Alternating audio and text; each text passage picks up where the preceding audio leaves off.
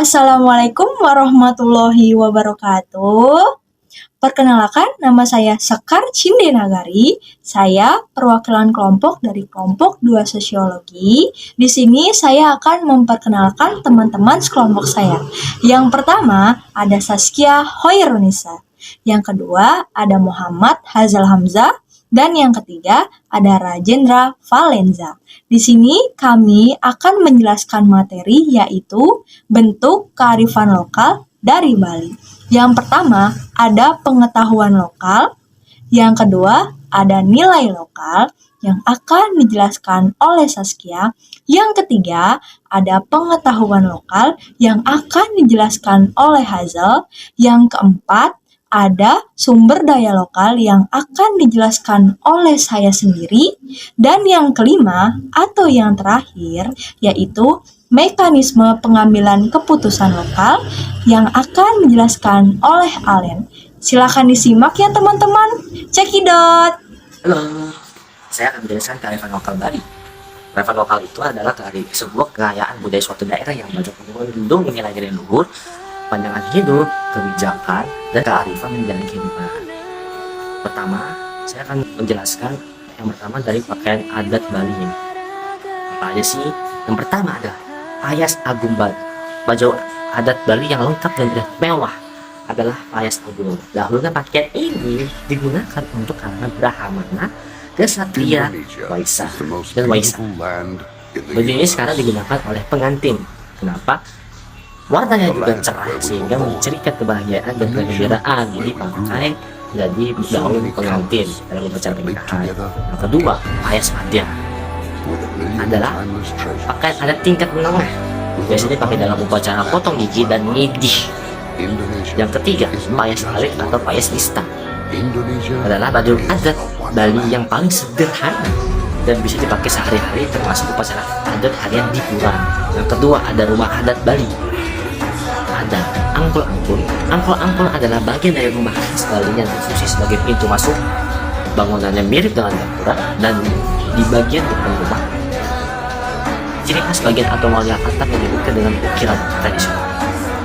Yang kedua adalah kembarnya angkul-angkul yaitu aling-aling. Aling-aling adalah bangunan rumah yang berfungsi sebagai pembatas antara pekarangan luar dan angkul-angkul. Bangunan ini juga biasanya pembatas angkul-angkul dengan tempat beribadah dan gereja. Bagi yang khas banget, sudah pasti tidak halal. Yang ketiga, ayam betutu merupakan kuliner khas dari Gili Manuk, berupa ayam yang dimasak dengan rempah pedas dalam waktu yang sangat lama sehingga menghasilkan hidangannya ayam yang pedas. Yang keempat, sate lilit, makanan khas Bali yang cukup unik karena daging yang digunakan akan dicincang terlebih dahulu baru kemudian dililit ke tusukan dari batang bambu atau malah di batang daun serai. Biasanya dipakai daging sapi, kambing, ikan tenggiri, dan babi. Yang keempat, sumber daya lokal. Sumber daya lokal atau yang lebih sering kita sebut dengan sebutan sumber daya alam. Nah, sumber daya alam di Bali ini mencakup 5 jenis. Yang pertama ada pertanian dan perkebunan. Pada tahun 2020 tahun lalu, sekiranya ada 79.000 hektar berupa lahan persawahan dan 220.000 hektar berupa lahan kering yang cocok dijadikan untuk perkebunan. Nah, yang kedua ada perhutanan. Hutan di Bali itu memiliki luas 132.000 hektar. Sangat luas bukan? Nah, yang ketiga ada pertambangan. Sumber daya alam pertambangan ini mencakup batu kapur, batu permata, dan batu lahar. Nah, yang keempat ada perikanan dan kelautan. Nah, potensi di perikanan ini mencakup penangkapan ikan dan budidaya rumput laut. Nah, yang kelima atau yang terakhir ini adalah kebudayaan dan wisata.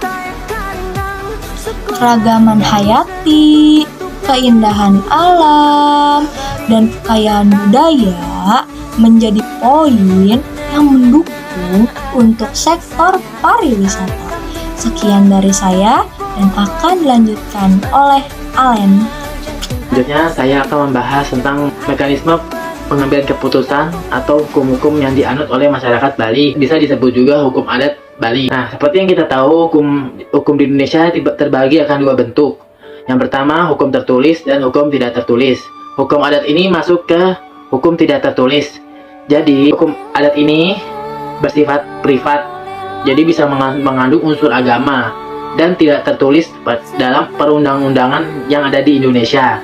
Jadi, untuk mengetahui dan memahami hukum adat tersebut, kita harus memahami sifat dan struktur susunan masyarakat dalam menganut hukum adat tersebut. Kita ambil contoh masyarakat hukum adat Bali, yang berarti masyarakat Bali yang mengatur atau membuat dan menjalankan hukum adat itu. Secara umum, hukum adat Bali ada prinsipnya. Prinsipnya itu dibagi jadi dua. Ada prinsip asas kepatuhan dan keseimbangan, mementingkan kebersamaan dan kerukunan dalam hubungan bermasyarakat. Oleh sebab itu, dalam hukum adat Bali, diutamakanlah kewajiban dan disandingkan dengan hak. Berbeda dengan hukum yang ada yang kita tahu, yang mementingkan hak dulu baru kewajiban. Yang kedua ada Trimukti. Trimukti ini seperti kepercayaan yang dianut umat atau masyarakat Bali. Nah, pelajari tentang 3 siklus kehidupan seperti lahir, hidup, dan mati. Oleh karena itu, diwujudkanlah melalui ajaran Trimukti yang diyakini dengan adanya 3 dewa yang melaksanakan 3 siklus tersebut.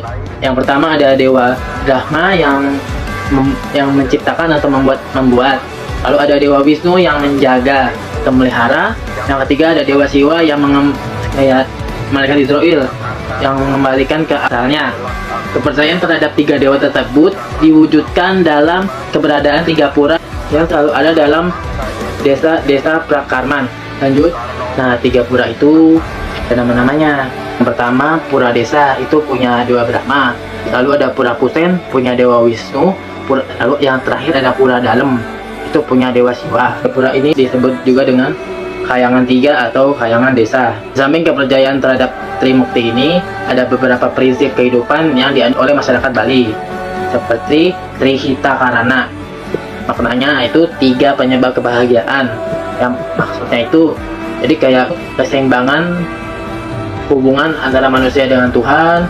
Yang kedua ada juga keseimbangan manusia dengan manusia. Terus juga ada juga keseimbangan manusia dengan alam sekitarnya. Yang kedua, Tatwain Asi yang mengandung arti kamu adalah saya. Maksudnya, kalau saya menyakiti kamu, artinya saya menyakiti diri saya sendiri. Simbang ketiga itu Ikaya Parisuda, artinya 3 prinsip yang dilakukan.